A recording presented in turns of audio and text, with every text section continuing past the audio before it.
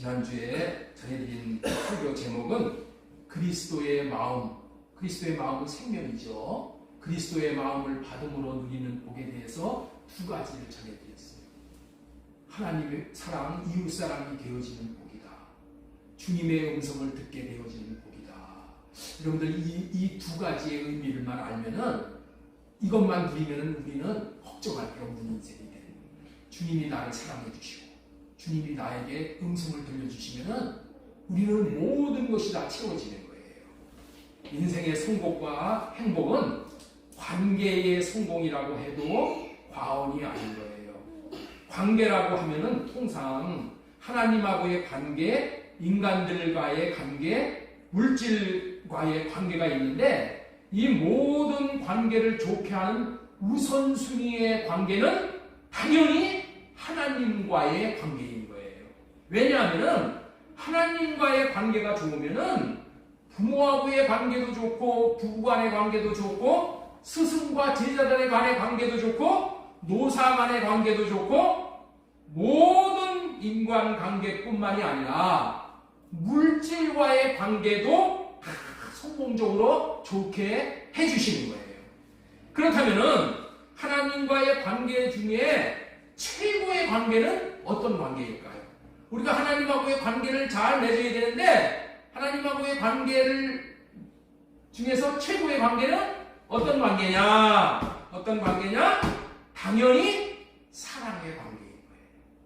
하나님과의 관계를 최고의 관계로 만드는 것이 사랑이야, 사랑. 그렇기 때문에 하나님을 사랑할 수가 있으면 성공이고 행복인 거예요. 고린도전서 12장 31절에 보면은 이런 말씀이 있어요. 너희는 더욱 큰 은사를 사모하라. 큰 은사를 사모하라는 거예요. 사모. 네? 근데 이 은사가 뭐냐면은 하나님이 주시는 선물을 은사라고 되는 거예요. 그래서 하나님이 주시는 선물을 사모하되 더욱더 큰 선물을 사모하라는 거야. 내가 또한 가장 좋은 길을 너희에게 보이리라. 응? 가장 좋은 길을 너희에게 보이리라. 이 말씀이 고린도전서 12장 맨 마지막 절에 있는 거야. 그리고 나서 그 이후에 고린도전서 13장을 얘기를 하는 거야. 그 13장의 말씀이 뭐냐? 사랑장이야. 13장은 사랑장. 그 13장 2절에 보면 무슨 말씀이 있냐면 모든 비밀과 모든 지식을 알고 또 산을 옮길 만한 모든 믿음이 있을지라도 여러분들 모든 비밀을 알고 모든 지식을 알고 모든 믿음이 있는 것이 얼마나 대단해. 그렇지만은 그렇다 할지라도 사랑이 없으면은 아무것도 아니라는 거예요. 사랑이 없으면 아무것도 아니라는 거예요.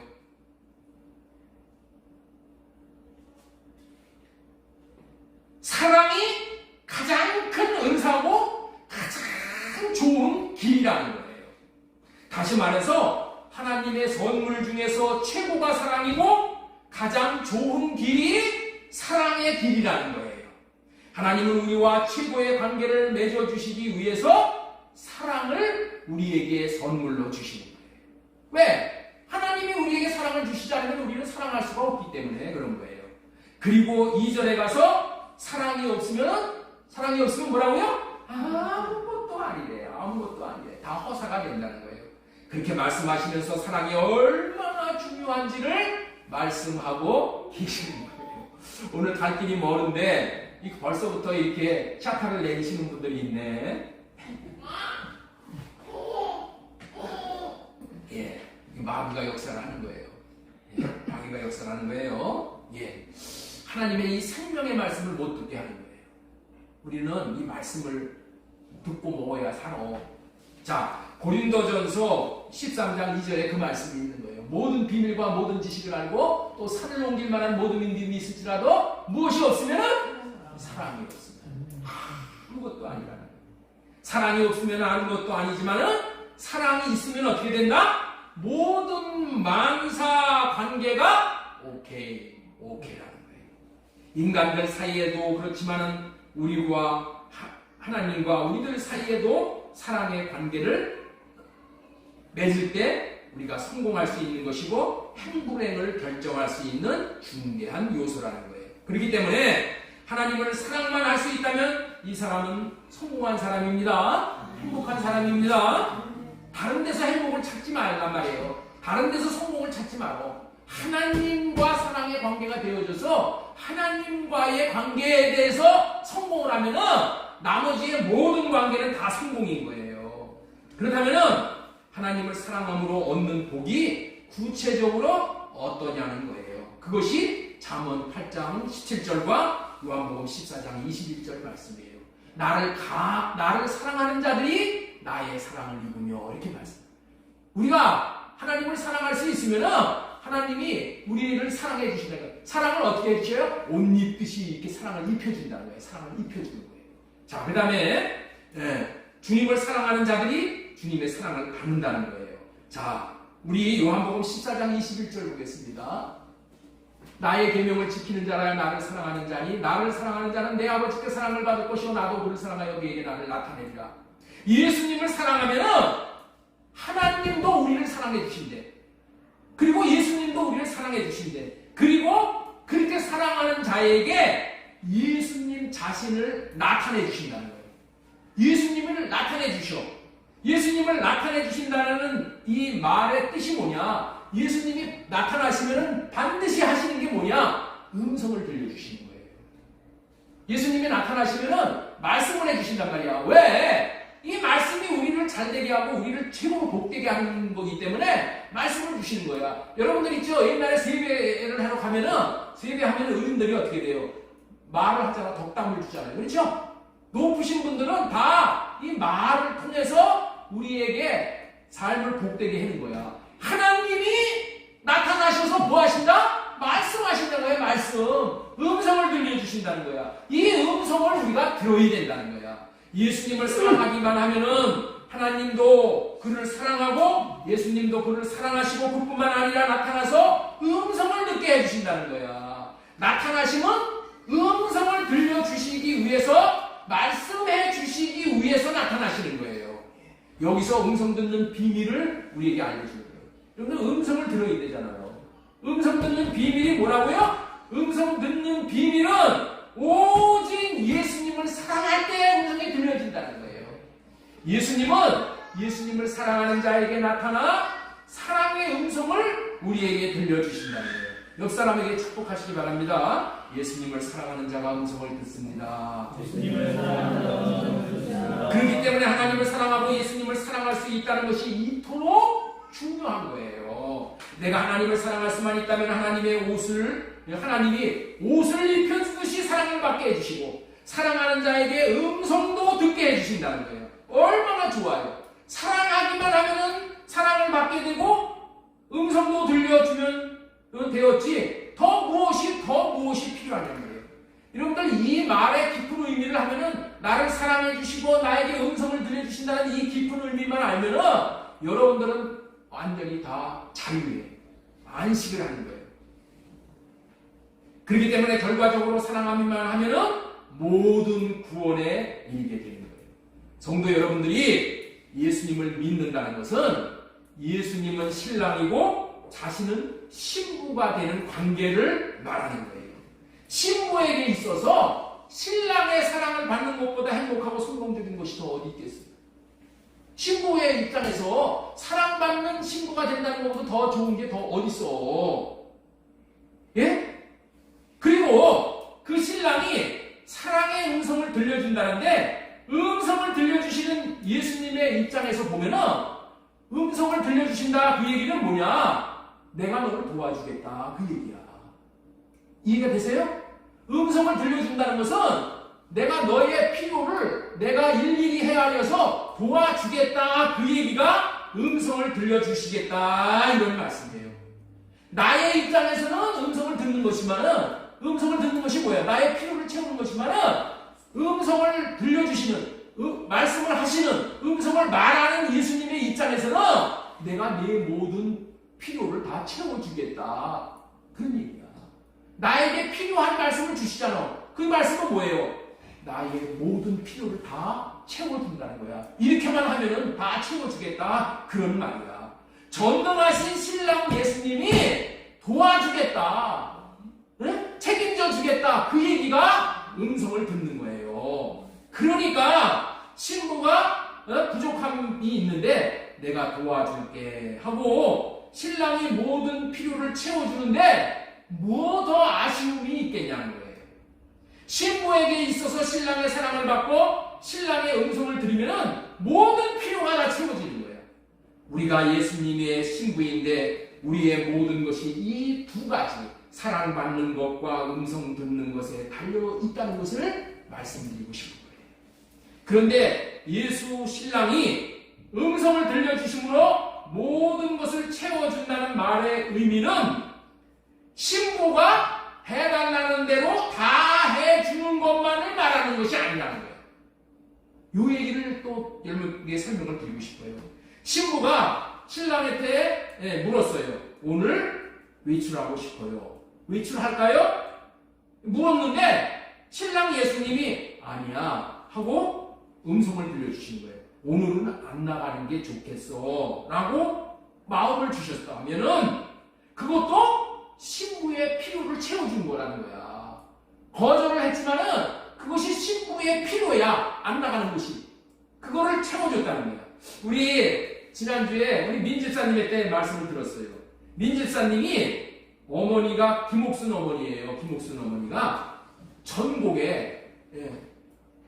전국에 5일장을 장이 설 때마다 이렇게 나가셨다는 거예요.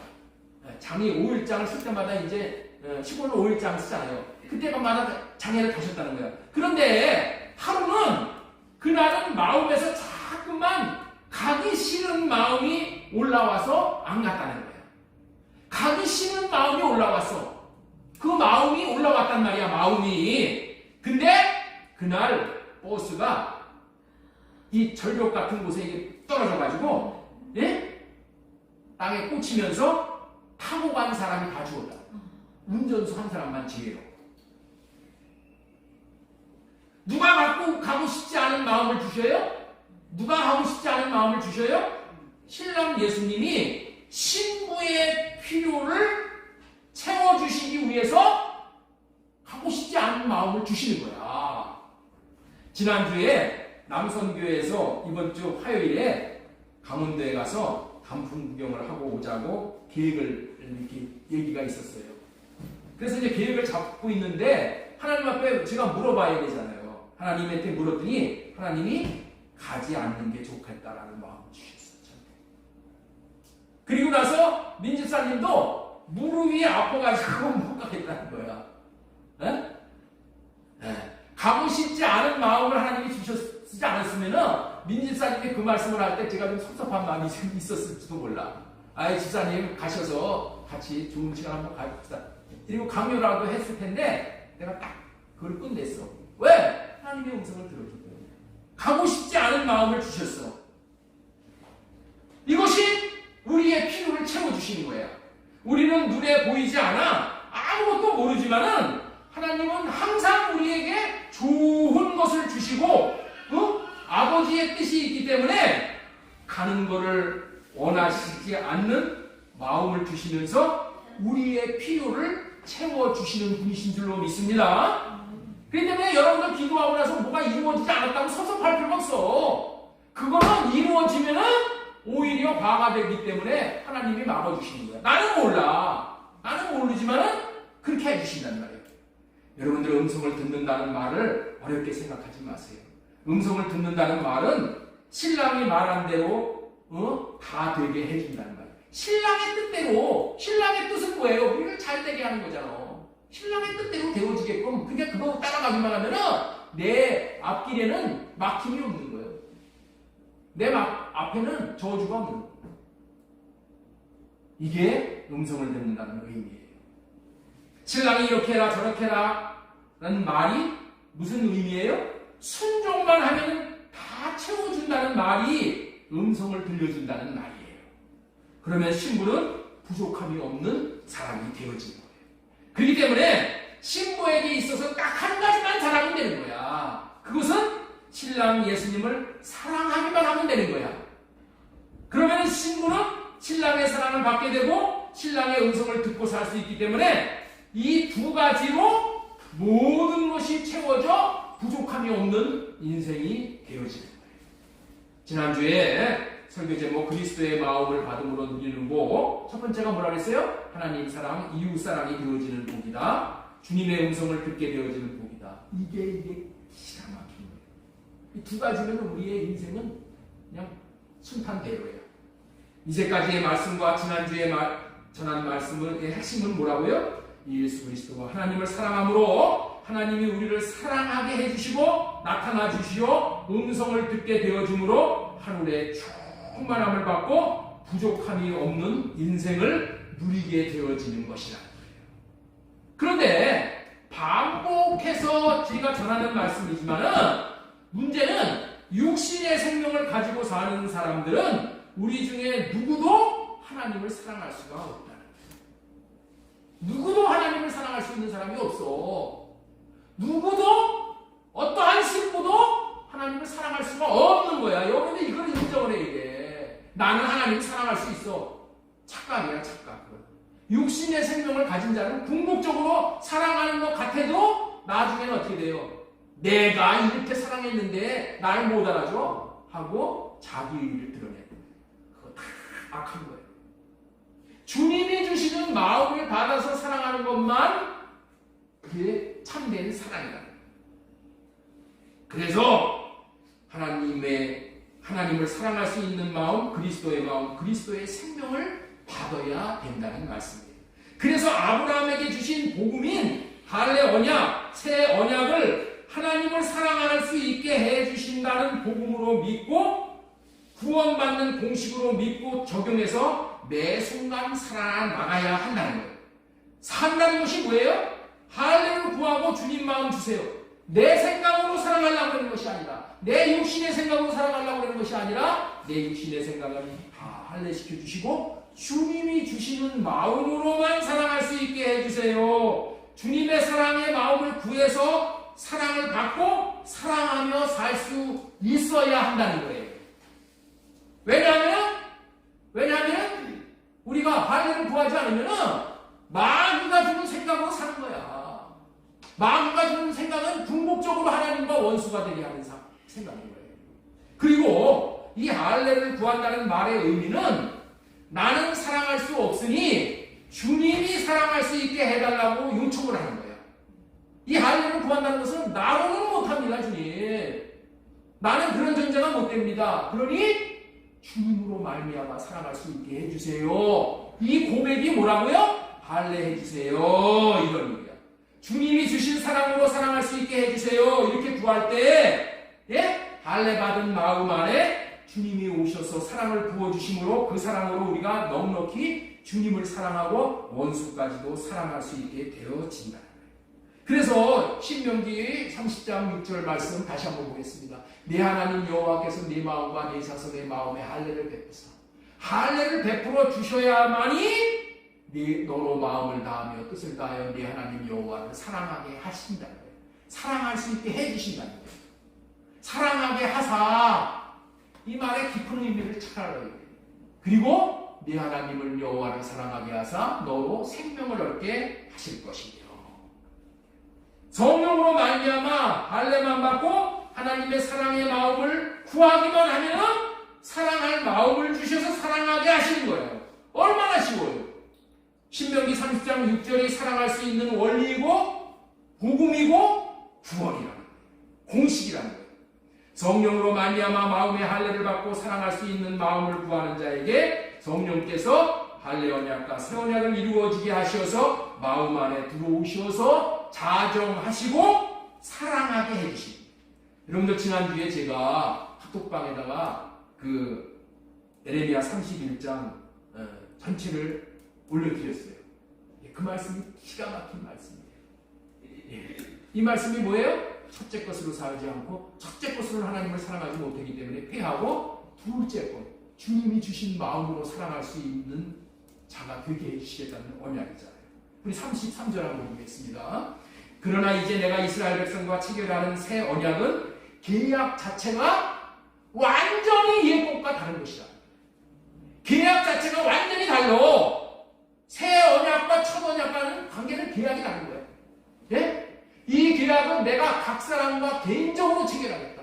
각 사람과 내 마음 안에서 체결하는 거야. 옛날에는 어떻게 됐어요? 옛날에는 모세가 백성 전체를 상대로 해서 시내산에서 계약을 체결한 거야.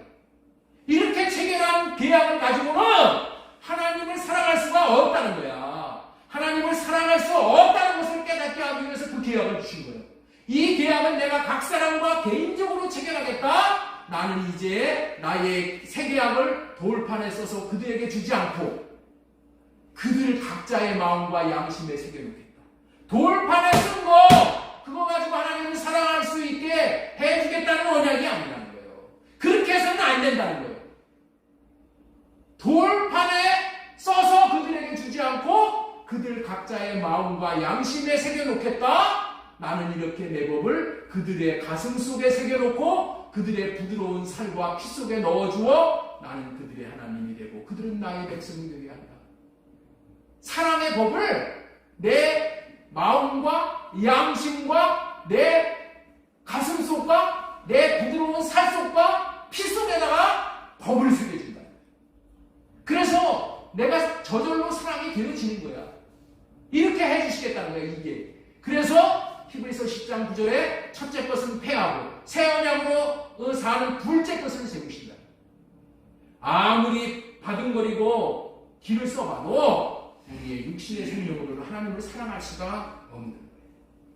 이 새 언약을 이루어 주시기 위해서 오시는 성령이 이토록 중요하고 좋으신 분이에요.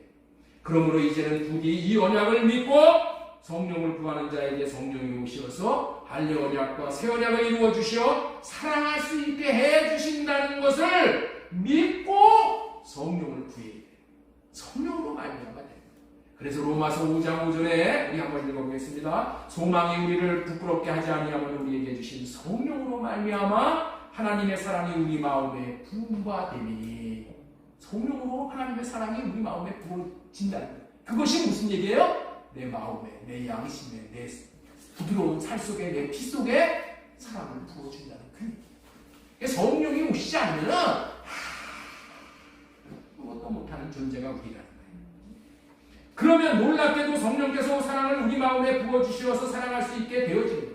이런 과정에 이르러 사랑할 수 있게 되어지게 하는 것이 할례 언약이고 새 언약을 이루면서 성령이 사랑하게 하사 사랑하게 되는 거예요. 그렇기 때문에 먼저 만약에 여러분들이 하나님을 사랑하고 싶은 자가 되고 싶으면은 먼저 어떻게 해야 돼요? 먼저 어떻게 해야 돼요? 어떻게 해야 돼? 너무나도 중요한 말씀이에요. 우리 주보에 한번 보시기 바랍니다. 이래도 과연 우리가 이래도 가볼 땅인가 해가지고 밑에 쭉 내려가면은 사랑할 수 있게 되어지는 공식이야. 우리가 어떻게 하면 사랑할 수 있냐? 네. 첫 번째 어떻게 돼요? 사랑하게 해주시겠다는 언약을 믿어야 돼요. 하나님은 언약을 믿는 자에게만 역사를 하셔. 첫 번째 뭐라고요? 사랑하게 해주시겠다는 언약을 믿는 거예요.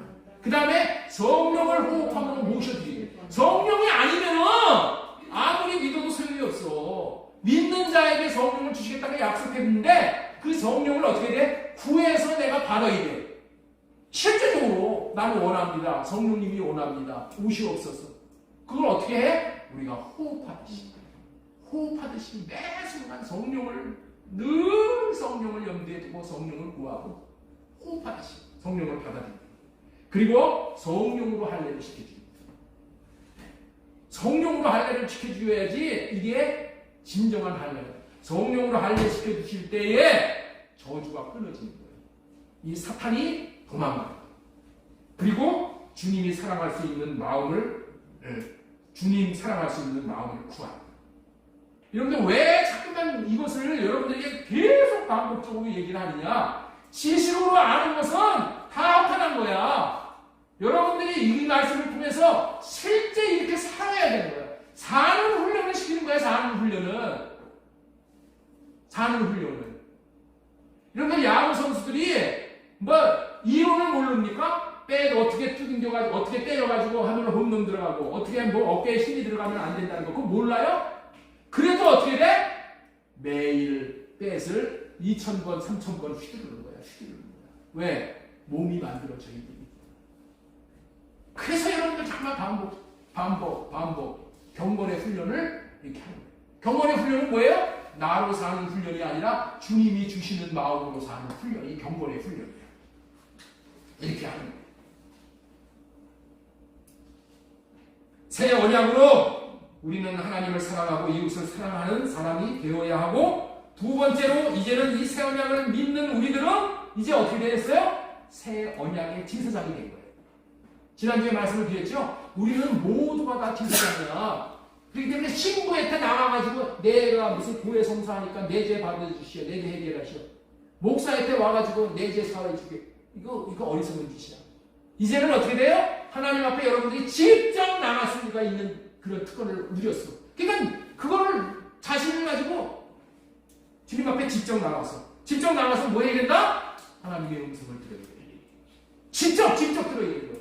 직접 개별적으로 맨투맨으로 우리에게 새 마음을 주신다니까. 이거를 듣고 살아야지 삶이 되어지는 거예요. 사랑이 되어지는 거예요. 뭐 여기서 성경에서 목사가 사랑하게 모두가 사랑할 수 있는 자들이 되었지어다 라고 뭐 축복합니다. 그 소리 듣고 되는 게 아니야. 쏘으면 안 돼. 네? 듣기는 좋아. 축복 많이 받으면 되는구나. 물론 도움은 돼. 그러나 말씀하잖아요. 개별적으로 주님이 들려주시는 음성을 들어야 돼. 음성을 듣고 살아야 돼. 자, 그러니까 한번 이제 질문 한 가지 하겠습니다. 답을 해보세요. 오늘 질문하는 것에 답을 하시는 분은 제가 상을 준비했어요. 상을 준비했어. 독특한 상을. 그러니까 한번 이 상을 드릴 테니까 답변을 해보세요. 그렇다면 우리가 주님의 이름으로 오시는 성령을 받잖아요. 주님의 마음을 받고 주님의 생명을 받고 주님을 마음 안에 자정하게 하잖아요. 주님과 이웃을 사랑할 수가 있게 되잖아요. 그리고 왕 같은 제사장이 되고 주님의 음성을 듣게 되고 되어지는 7가지를 지금 말씀을 드렸어. 그러면은 7가지 복을 받는데 어떻게 하면 7가지 복을 받을 수 있을까요? 어떤 자가 되면은 7가지의 복을 받을 수가 있게 될까요? 네? 어떻게 되면은 7가지의 복을 받을 수가 있어, 여러분들이? 이게 상금이 이게 붙겠네. 네? 기뻐하라, 감사하라, 사랑하라. 계속 즐거워라. 아니, 기뻐하라, 사랑하라, 감사하라 이 소리 듣는다고 되는 게 아니라고 했잖아요. 네? 내 안에서 주님이 주시는 음성을 들어야지. 그 음성을 들으면은 내가 순종할 수 있는 마음까지 주셔서 순종이 되어지는 거야. 사랑이 되어지는 거야. 네? 내가 하자고 해서 되는 게 아니고 내가 알겠습니다, 사랑해야 되겠습니다, 내가 죽기까지 충성하겠습니다 이렇게 결심한다고 되는 게 아니라 우리의 육이 약해. 우리의 육이 약해서 3-4번은 할 수 있어. 70번씩 7번은 용서 못해. 3번은 용서할 수 있어. 그게 3잖아. 너 3번은 참여줄 수 있다? 못해. 어떻게 해야 된다고요? 내 안에서 주님이 나에게 직접 주시는 음성을 들으면은 그 음성에는 뭐가 있어요? 순종할 수 있는 생명이 있어요. 그래서 순종이 되어지는 거예요. 생명으로만 순종이 되는 거야. 하나님의 생명을 받아야지만 순종이 되는 거야. 네? 어떻게 하면 어떤 자들이 오늘 드린 말씀 이 7가지의 복을 받을 수 있게 되냐는 거예요. 주님의 이름으로 오시는 성령을 받고 주님의 마음을 받고 주님의 생명을 받고 주님 안에 자정하시게 하고 주님과 이웃을 사랑할 수 있고 왕 같은 제사장이 될 수 있고. 여러분들이 있죠? 잘 들으시면 답은 내가 성전이 지어져요. 내가 성전이 지어져서 주님이 내 안에 오셔야지 그 주님이 말씀을 하시는 거예요. 우리는 이제 바깥에서 들려지는 주님의 음성을 듣는 게 아니야. 귀로 듣는 게 아니야. 어떻게 해야 된다고? 먼저 새 언약이 이루어져서 내가 주님을 내 안에 모셔야 돼. 내 안에 지성소로 삼아서 내 마음 안에 주님이 계시는 주님의 음성을 듣고 사는 거예요. 내가 주님을 사랑할 때 주님은 주님의 음성을 더 잘 말씀하시는 것을 내가 분별을 하고 잘 들을 수 있어. 내 안에 주님이 계셔야 된다. 주님이. 예? 내 안에 성전이 이루어져서 주님이 계셔야 된다. 그래서 예? 우리는 새 첫째 것으로 살지 않게 됩니다. 둘째 것으로 살 수 있는 거예요. 내 안에 주님이 계셔서 주님이 왜 주님이 왜 계신다고? 내 안에 계신 주님이 말씀하시는 것을 듣기 위해서 계시게 합니다. 이해가 되시죠? 이것이 너무나도 중요하기 때문에 구약시대 백성들은 오직 성전 짓는 거야. 왜 성전을 지어? 성전에 뭐를 두기 위해서 성전을 지어요? 이름을 두기 위해서. 이름이 뭐야? 하나님의 생명, 하나님의 마음 받기 위해서. 그리고 성전 짓는 일을 그렇게 쉬지 않고 그냥 일평생 그거 하는 거야. 신약시대는 우리는 어떻게 해야 돼요? 신약시대는 내 안에 내 옛날에는 건물 성전 지었지만 이제는 내 마음 안에다 성전을 짓는 거야. 내 마음 안에. 이 성전을 짓는 것을 뭐를 한다? 몸된 교회가 되어지는 거야. 내 안에 예수 그리스도를 머리로 모시고 내가 몸이 되어 사는. 이게 성전 짓는 거야. 몸된 교회가 되어지는 거. 예? 구약 시대나 신약 시대나 동일하게 성전 짓고 이름 받고 하나님의 이름인 하나님의 마음을 받고 사랑하고 음성 듣고 살아야 되는 거예요. 그래서 구약 시대는 성전 건물을 짓고 신약 시대는 마음의 성전을 짓는. 구약 시대는 마음의 성전을 짓는 예표야, 예표. 그림자야.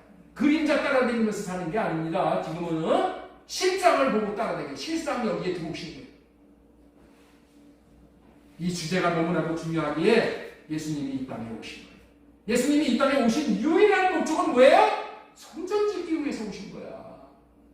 성전을 지으려니까 첫 번째 뭘 해야 돼? 내 성전이 깨끗해야 돼. 그래서 죄를 해결하는 거예요. 죄 해결하는 것이 끝이 아니야. 죄 해결하는 것이 시작이야.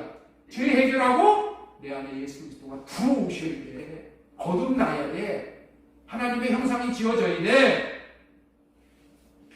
예수님이 이 땅에 이거 하기 위해서 오셨어. 오직 성전을 세우므로, 다시 말해서 몸된 교회를 세우므로 만물을 충만케 하는 거예요.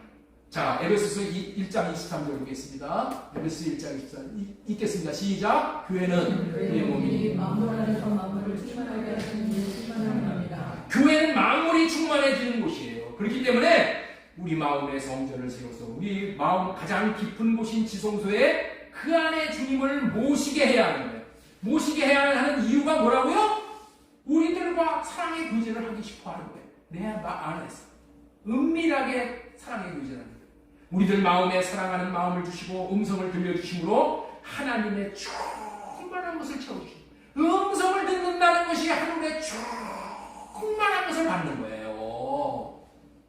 오늘은 이와 같은 원리를 바탕으로 성전 짓는 자가 받아들이는 복을 전해드리고자 설교 제목이 뭐예요? 과연 이래도 갚을 땅인가?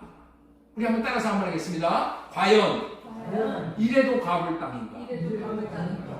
라는 주님의 말씀을 대언할 때 성령으로 말미암아 은혜와 진리가 충만하게 되어지기를 바랍니다. 자, 우리 오늘 읽은 본문 왕상 9장 10절 말씀 가지고 오늘 말씀을 드릴 텐데, 사람들은 일평생 성전으로 지어져서 몸된 교회로 지어져서 받는 복이 무엇인지를 모르고 살아요.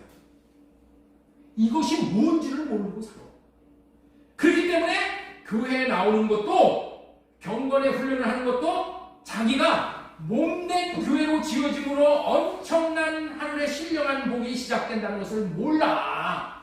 하늘의 신령한 복을 받게 된다는 것을 몰라. 그래서 교회 나와서 뭐만 한다? 육신의 정욕과 안목의 정욕과 이 세상 자랑을 채우기 위해서 교회를 나와. 응? 하나님 앞에 기도해가지고 내 육신의 정욕 채워주세요. 이 세상 자랑 채워주세요. 나 돈 벌게 해주세요. 사업 잘 되게 해주세요. 내 자식 서울대학에 가게 해주세요. 이런 것만 하는 것이 교회인 줄 알아. 예? 착각을 하고 교회를 다닌다는 거예요. 그리고 이제 그런 정욕이 채워지지 않잖아. 하나님은 이 어린아이였을 때는 그런 것들도 들어줘. 그런 소원도. 그런데 점점 믿음이 성장하면 그런 거 이제 안 들어주거든. 안 들어주시면 어떻게 돼요? 내 영혼이 곤고해진다고 여기는 거예요. 그래서 신앙생활 하는 것도 미지근하게 시간아. 처음에는 뭐 열성적이고 그냥 뭐 기도 들어주니까 막 하는 거야. 육신의 정욕을 채우는 기도도 하나님이 들어주니까 야 이제는 살판 났구나. 열심히 하는데 조금 지나면 지날수록 응답이 없어. 응답이 없어. 그런 거 체험하는 사람들이 많을 거예요. 심하면 그래서 이제 교회 나오는 것도 중도에 포기하고 말고. 그래서 오늘은 과연 이래도 가볼 땅인가 라는 제목으로 우리의 고정관념을 깨뜨려버리고 과연 무엇이 진정한 축복인가를 깨달아 알고 이제는 새 마음으로 새 출발하기를 바라서 이 제목 하에 말씀을 전해드리고자 하는 거예요. 큰 은혜를 받으셔야 돼요. 자, 다시 한번 따라서 해주세요. 과연 이래도 가볼 땅인가. 오늘 본문의 말씀은 솔로몬이 성전을 짓는 일을 시작하여서 7년 만에 이 성전 짓는 일을 마무리했어요. 그리고 이제는 왕궁을 짓는 일, 이렇게 성전 외곽 울타리가 뭐예요? 벽 부르는 거 이런 걸 한 거예요. 그게 13년 도하 20년 만에 모든 공사를 마치게 되어 이제는 성전 짓는 일에 공헌한 사람에게 상을 주는 장면이에요. 오늘 본문이 솔로몬이 성전을 지을 때 크게 공헌한 사람이 누구였었냐면은 이방 나라 두로 나라의 왕인 히람이라는 사람이 있어요. 히람. 두로 왕 히람. 이 히람이 엄청나게 공헌을 했어요.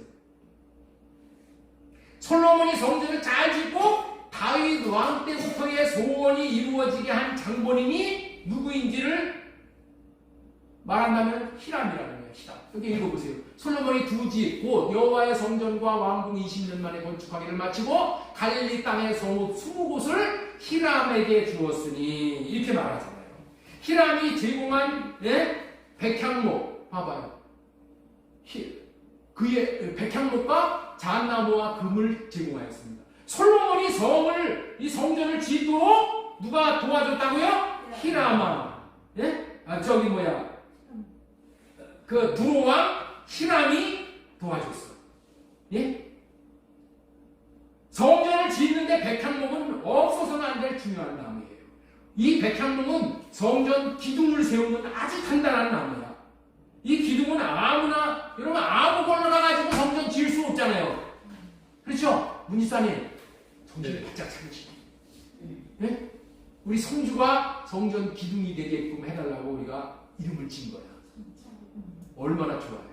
그렇게 될 줄로 믿습니다. 이게 되어지기를 축복합니다. 이 백향목이 그런 나무야. 근데 그런 나무를 누가 제공했다고? 히람이. 그것뿐만이 아니라 잣나무와 금을 제공을 하는 거예요. 성전에 내부 공사가 많이 있잖아요. 이 잣나무로 하는 거예요. 성전 짓는데 온갖 중요한 부분과 성전 기물들을 다 뭘로 했어요? 금으로 만들었어. 금으로. 그래서 성전 모든 성물들을 금으로 맞추려고 했어. 이 성전이 얼마나 금을 비워 정교하게 만들었는지 이스라엘이 많은 이방 나라에서 공격을 받았잖아요. 공격을 받을 때마다 표적이 뭐예요? 이 금덩어리 가지고 가는 거예요. 금덩어리. 예. 금덩어리 다 뺏어가는 거예요. 정말 솔로몬의 성전이 대단했는데 그 자원을 공급한 것이 누구라고요? 두로왕 시몬이야. 그래서 솔로몬이 이 공로를 인정하여 감사의 표시로 성읍 20곳을 20개를 이제 두로왕 히람에게 하사를 하는 장면이야. 상을 내리는 거야. 담례를 한다 그런 말이죠. 그 담례품이 뭐였었냐면은 히람에게 이스라엘의 성읍 몇 개? 20개의 성읍을 히람에게 줬다는 거야. 그렇게 주었다는 소식을 전해들은 두로왕 히람이 너무 기분이 좋은 거야. 그래서 선물로 받은 땅이 어떤지를 이제 이스라엘에 와서 이렇게 둘러보는 거야. 그리고 과연 얼마나 좋은 땅을 주었나 기대를 가지고 왔다는 거야. 그렇죠? 왜 기대를 했겠어요? 자기가 한 일이 있기 때문에. 자기가 성전을 짓는데 엄청난 희생을 했기 때문에 그 보상도 대단한 보상을 할 것이라고 기대했던 거예요. 과연 어떤 상을 주었는가 하고 와서 둘러보게 된 거예요. 그 말이 12절의 말씀이야. 자 보세요. 히람이 두로에서 와서 솔로몬에게 자기에게 준 성읍들을 보고 눈에 들지 아니하여 이렇게 말하는 거야. 둘러본 소감을 뭐라고 했다고요? 눈에 들지 않았다는 거예요.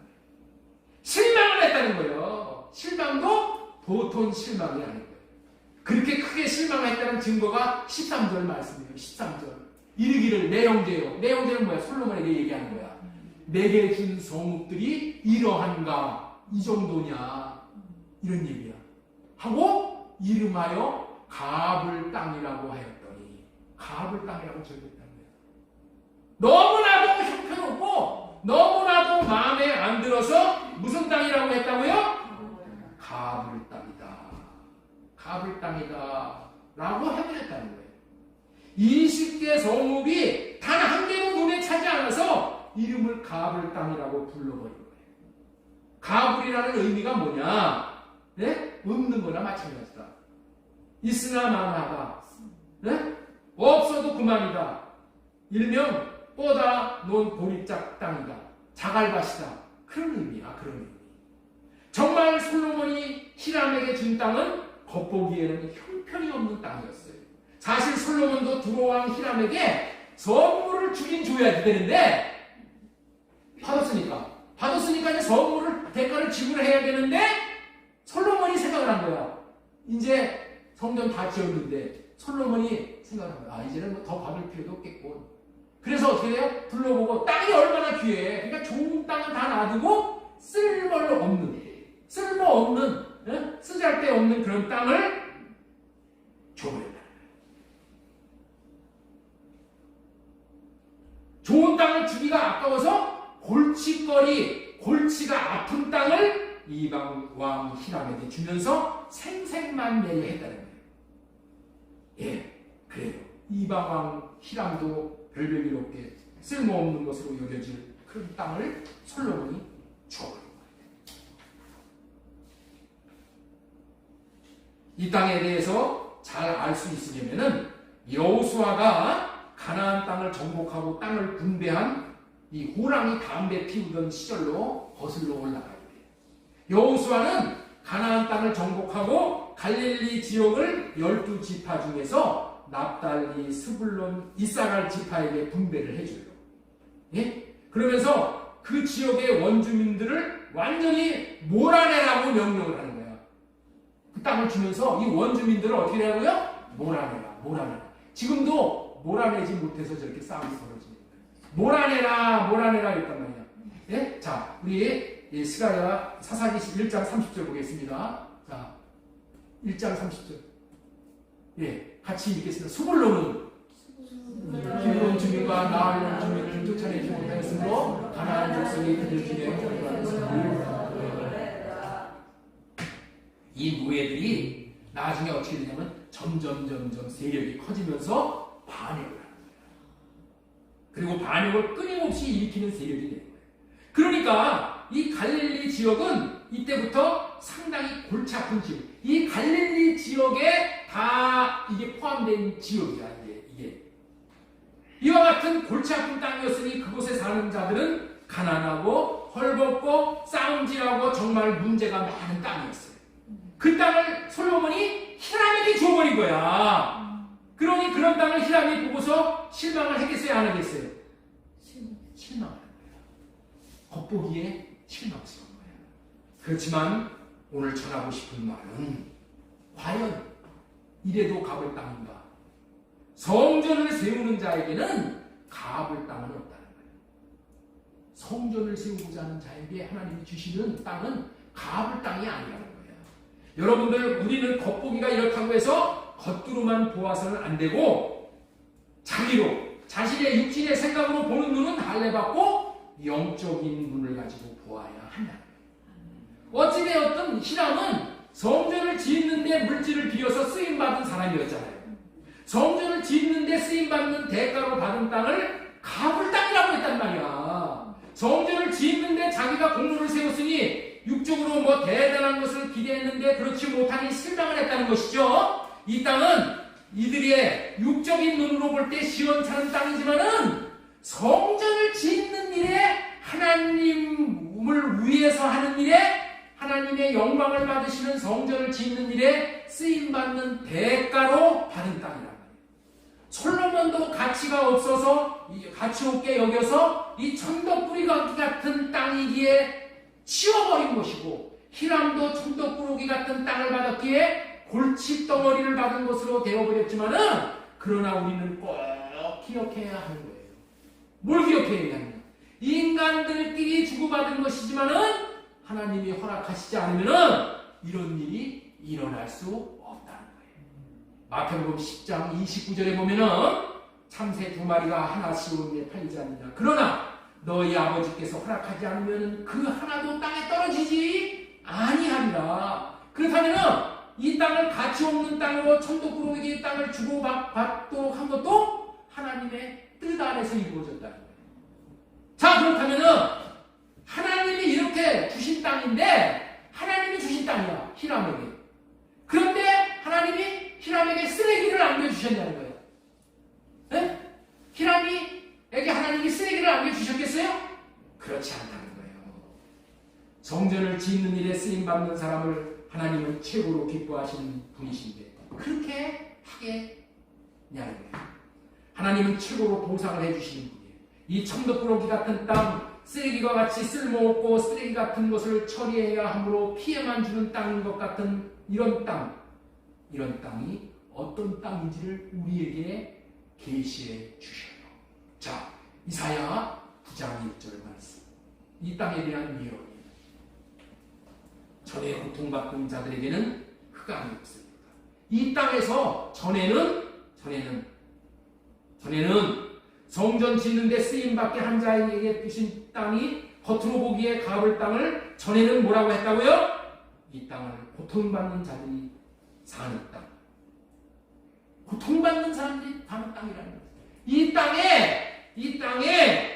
이 땅을 예수 그리스도로 말미암아 흑암이 없는 땅, 영화로운 땅, 큰 빛을 보는 땅으로 변화시켜 주십니다. 이 땅에 사는 자들에게 흑암이 없으리로다. 옛적에는 여호와께서 스불론 땅과 납달리 땅이 멸시를 당하게 하였더니 후에는 해변길과 요단 저평 이방에 갈릴리를, 이게 갈릴리입니다. 갈릴리를 영화롭게 하신다는 거예요. 이 땅을 영화롭게 하신다는 거예요. 흑암에 행하던 백성이 큰 빛을 보게 한다는 거예요. 이렇게 예언을 하셨어요. 이렇게 멸시를 받던 땅이 예수 그리스도로 말미암아 영화로운 땅이 되게 하겠다고 언약하시고, 예수 그리스도가 이 가불의 땅 갈릴리에 오시는 거예요. 예수님은 이 나사렛에서 태어나셨는데 이 나사렛이 어디냐? 이 갈릴리에 속해 있는 지역이야. 나사렛이. 그 갈릴리에 큰 빛으로 오시고 백성들이 큰 빛을 보고 빛으로 말미암아 소망이 있게 하시는 땅이 되게 하시겠다는 거예요. 성전 짓는데 헌신한 자인 히람의 땅에 예수 그리스도가 오시겠대. 여러분들, 하나님으로부터 받는 최고의 복이 무엇입니까? 하나님으로부터 받는 최고의 복이 뭐예요? 하나님이 내게 오시는 거예요. 하나님 자신이 내 마음 땅에 오시는 것이 이게 복 중에 최고의 복이에요. 예수 그리스도로 받는 것보다 더 복은 없는 거예요. 성전을 짓는 자에게 주시는 복 중에 복이야. 예수 그리스도가 성전 짓는 자의 기업이 되시기 위해서 그 마음 땅에 오는 거예요. 이것보다 큰 복이 없는데 그 갈릴리 땅에 가불과 같이 여겨지는 땅에 오시겠다고 언약을 하십니다. 그리고 그 나라를 창대하게 해주시고 추수의 기쁨이 있는 땅이 되게 해주시겠다고 약속을 하시는 것이 이사야 9장 3절 말씀이에요. 주께서 이 나라를 창성하게 하시며 그 즐거움을 더하게 하셨으며 추수하는 즐거움과 탈취물을 나눌 때의 즐거움과 같이 그들이 주 앞에서 즐거워하고, 이는 그들이 무겁게 맨 멍에와 그들의 어깨의 채찍과 그 압제자의 막대기를 주께서 다 꺾어주셨다는 거예요. 이 땅에 있는 모든 저주를 주께서 다 꺾어주시고 쫓아내주신다는 거예요. 그래서 이 땅이 어떻게 된다? 영광이 나타나는 땅이 되게 해주신다. 그리고 마침내 이렇게 약속하신 그 약속을 예수 그리스도가 오셔서 그 약속을 이루는 장면이 마태복음 4장에 나와요. 마태복음 4장 한번 보겠습니다. 마태복음 4장. 예수님께서 요한이 잡혔음을 들으시고 갈릴리로 물러가셨다가 나사렛을 떠나 스불론과 납달리 지경 해변에 있는 가버나움에 서서 가시니 이사야 선지자를 통하여 하신 말씀을 이루려 하십니다. 스불론 땅과 납달리 땅과 요단강 저편 해변길과 이방의 갈릴리여 흑암에 앉아있는 백성이 큰 빛을 보고 사망의 땅과 그늘에 앉아있는 자들이 빛이 빛이었도다 하였느니라. 우리가 알아야 하니 자신의 삶에 하나님이 계시는 집 이름을 두기 위해서 성전을 짓는데 자신의 생애를 쏟아붓는 인생을 사는 사람을 구별된 인생을 사는 사람을 하나님께서는 이렇게 예수 그리스도가 마음 안에 들어와 사실 수 있도록 축복하신다. 그 복을 두로 왕 히람에게 주시는 거야. 히람에게. 그런데 그런 놀라운 복을 받았는데 그 땅의 의미를 모르기 때문에 가볼 땅을 받았다고 실망하고 낙담을. 여러분들 기억하시고 성전을 세우는 자에게는 가볼 땅이 없어. 하나님은 성전을 짓는데 자신의 생애를 쏟아부은 사람을 축복하시지 않을 수가 없으셔요. 보세요. 만약에 자기의 인생을 성전 짓는데 쏟아부어 온 생애를 헌신했는데 세상 사람들의 눈에 보기에도 가볼 땅, 자신의 보기에도 가볼 땅과 같은 쓸모없는 땅이지만은 성전을 짓기 위해 하나님의 나라를 위해 몸된 교회를 위해 헌신한 사람을 하나님은 인간이 상상할 수 없는 방법을 통해서 축복을 해주십니다. 당연한 거야. 이렇게 되는 것이에요. 하나님의 나라를 세우는데 축복하지 않으시면은 여러분들 하나님의 나라를 위해서 헌신할 자가 누가 있겠어요? 그러면 하나님 나라가 활장될 수가 없잖아요. 그러니까 축복을 안 하실 수가 없는 거예요. 지혜로우신 하나님께서 하나님의 나라를 위해 수고하고 헌신한 자를 축복하시는데 이러한 방법으로 축복하신다는 것을 믿으시기 바랍니다.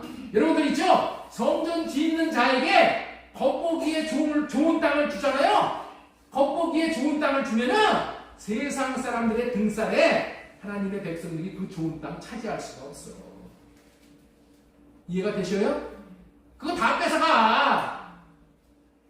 하나님의 백성들이 얼마나 양같이 착하고 그러니까 어떻게 돼? 이 도둑들이 와가지고 그거 다 뺏어가.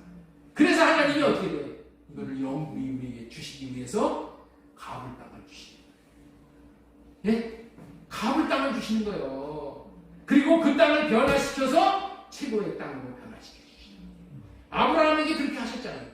겉보기에 좋은 소돔 고무라를 택하지 않도록 아브라함에게 마음을 주셔서 가나안 땅을 택하게 해주시고 가나안 땅을 최고의 땅으로 만들어 주시잖아요. 그게 뭐예요? 신명기 11장 11절 말씀이에요. 우리 한번 띄워주세요. 너희가 건너가서 차지할 땅은 탐과 골짜기가 있어서 하늘에서 내리는 비를 흡수하는 땅이요 네 하나님 여호와께서 돌보아 주시는 땅이라. 소돔 고모라서 그거 받아봤자 하나님이 함께 하시지 않으면 그거는 망하는 땅이야. 그런데 아무리 돌짝과 가볼 땅이라도 하나님이 돌보아 주시는 땅, 연초부터 연말까지 네 하나님 여호와의 눈이 항상 그 위에 있는 땅이라. 자, 여기서 설교 제목을 다시 한번 따라서 해보시겠습니다. 과연 이래도 가볼 땅인가? 이래도 가볼 땅인가? 여러분들 나에게 주신 땅이 겉으로 볼 때 이 가볼 땅 같아요? 아니요. 여러분들에게 주신 아내가 가불이야? 여러분들에게 주신 남편이 가불이야? 여러분들에게 주신 아들이, 자식이 가불이냐고? 가불 땅이요? 아니요. 의식을 완전히 바꿔야 돼. 그래서 마태복음 4장 17절이에요. 이때부터 예수님께서 전파해 계시되 회개하라. 천국이 가까이 옵니다. 뭐 때문에 회개해? 이렇게 좋은 땅을 주시겠다고 한 약속을 믿지 못하고 하나님의 나라를 세우는데 온 마음을 들이지 못하고 하나님의 나라를 세우는데 헌신하지 못하고 아내에게 하나님의 나라를 세우는데 자식에게 하나님의 나라를 세우는데 예? 원수에게 하나님의 나라를 세우라고 주신 땅이에요. 그러면 예수 그리스도의 그 마음에 들어가. 예수 그리스도가 그 마음에 들어가면은 영화로운 아내가 되고 영화로운 아들이 되고 영화로운 자식들이 되는 거예요. 그걸 모르고 육신의 눈으로 보고 판단하고 정죄하고 그렇게 흉보고 온 마음을 하나님의 나라를 세우는데 헌신하지 못하고 세상 나라와 더불어 짝함으로 세상 나라를 세우는데 마음과 온갖 시간과 물질을 쏟았던 삶을 돌이키고 회개하고 성전 몸된 교회 하나님의 나라를 세우는데 온 마음을 들여 하나님이 세초부터 세말까지 주시는 천국의 복을 누리라. 과연 이래도 가물 땅인가? 첫 번째, 성전을 세우는 자에게는 가물 땅입니다. 하나님이 주신 나에게 있는 모든 것은 가물 땅이 아니에요. 자, 두 번째, 하나님의 나라는 이 약속의 땅 갈릴리로부터 시작합니다. 여러분들 이제 좋은 곳으로부터 시작하는 게 아니고 어디서부터 시작해? 이 갈릴리 가물 땅에서부터 하나님이 시작하신 거니까. 인간의 눈으로 볼 때 아무리 가물 땅이지만 약속이 있는 자에게는 하나님의 나라의 시작입니다. 마태복음 28장 7절 되겠습니다. 또 빨리 가서 그의 제자들에게 이르되 그가 죽은 자 가운데서 살아나셨고 너희보다 먼저 갈릴리로 가시나니 거기서 너희를 배우리라 이렇게 말합니다. 갈릴리가 어떤 곳이라고요? 하나님께서 성전을 지은데 헌신한 사람에게 주신 땅이야. 그곳에서부터 하나님의 나라가 시작되는 거예요. 여러분들 한번 생각해 보세요. 예수님이 부활하셨어. 예수님이 부활하실 것이라는 약속을 먼저 말씀하시고 부활하셨어. 그러면 어떻게 돼? 내가 내 말대로 이렇게 내가 부활했다 해가지고 제일 먼저 가야 되는 데가 어디야? 예루살렘이야. 사람이 많이 모이는 예루살렘으로 가야지 옳은 거야. 그런데 예수님은 뭐라 그래? 가을 땅으로 가라. 갈릴리로 가는 거예요. 갈릴리. 제자들을 갈릴리로 보내고 거기서 내가 너를 만나겠다. 그럼 걸로 가시는 거예요. 거기서부터 하나님의 나라를 세우는 것이 약속이고 그 약속을 지키는 것이 더 우선순위이기 때문에 그랬다는 거예요. 요한복음 21장 1절 그 후에 예수님께서 디베랴 호수에서 또 제자들에게 자기를 나타내셨습니다. 디베랴 호수가 뭐예요? 갈릴리 호수야. 갈릴리란 말이야. 갈릴리. 여기서 제자들에게 자기를 나타내시는 거예요.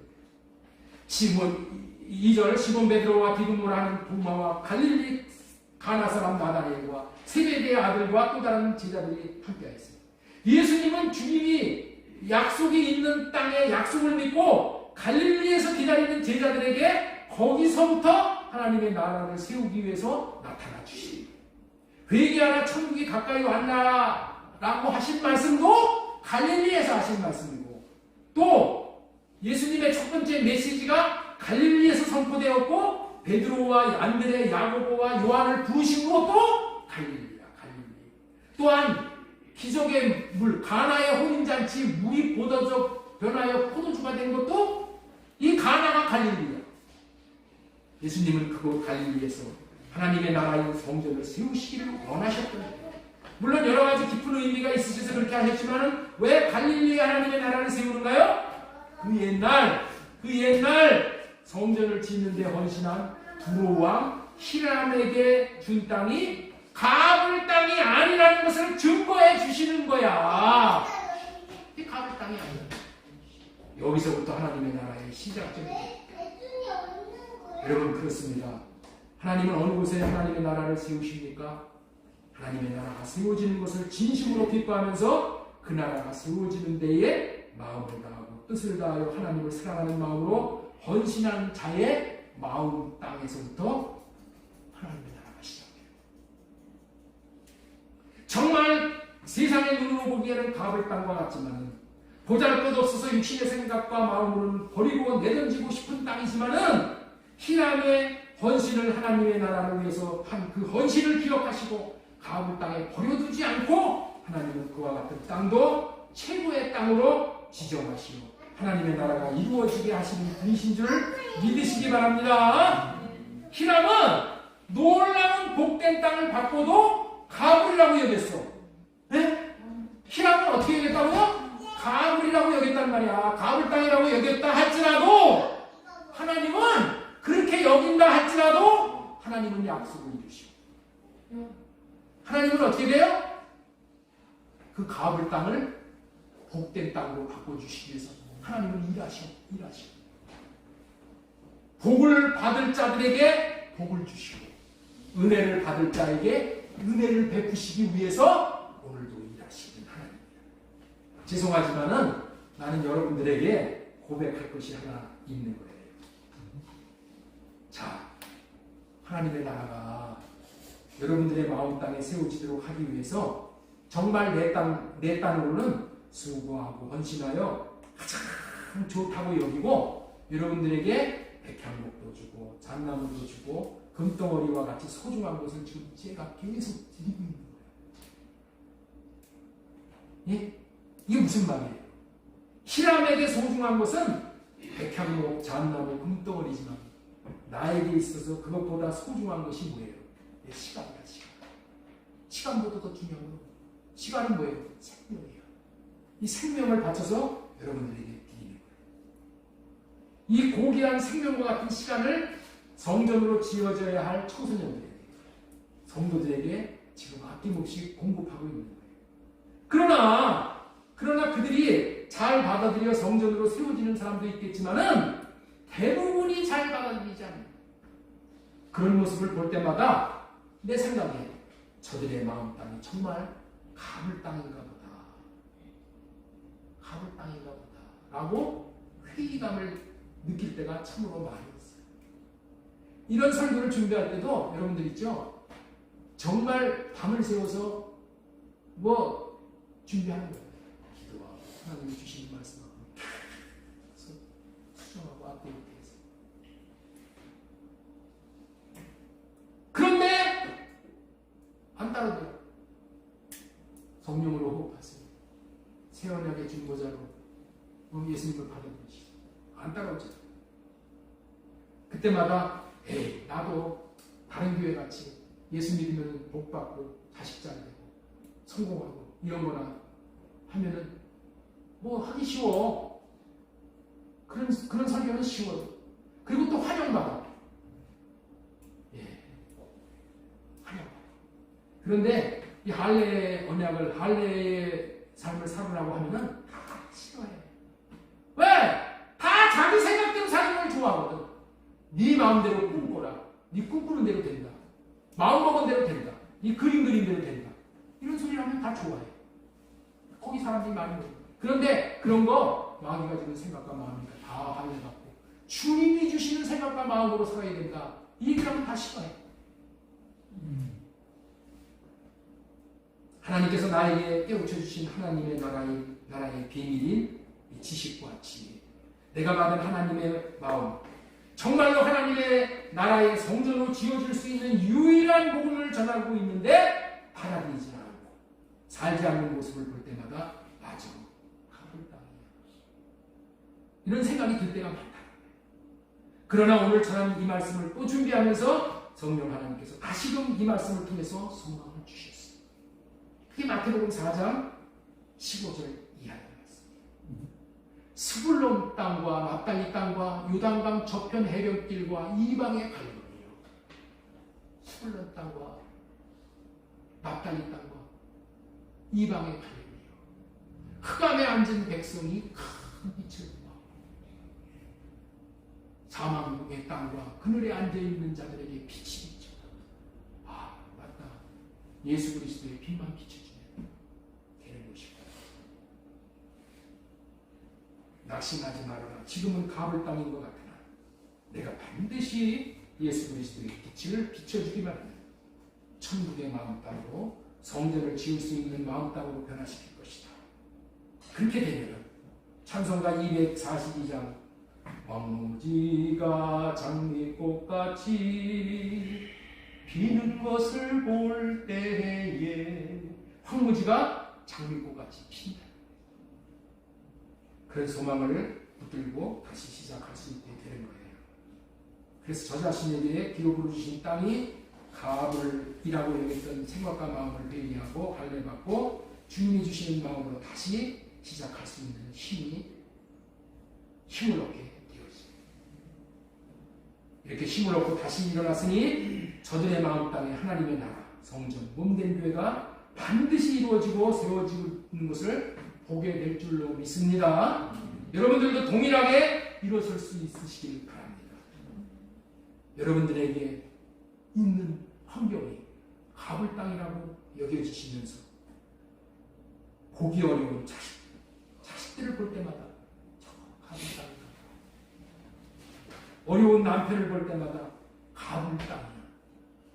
정말 강적인 아내를 볼 때마다 가불 땅이야. 여기 줄지라도 하나님의 나라를 세우는데 희랑과 같이 쓰임받으면 하나님께서 그 헌신과 수고를 기억하시고 갈릴리의 어둠이 변하여 빛이 되게 해주실 줄로 믿고 사심으로 인내하여 마침내 우리 하나님이 영광을 나타내 주실 줄로 믿고 이 길을 담대하게 활기차게 확신을 가지고 나아갈 수 있는 저와 여러분 다 되시기를 예수님의 이름으로 소망드리고 축원합니다.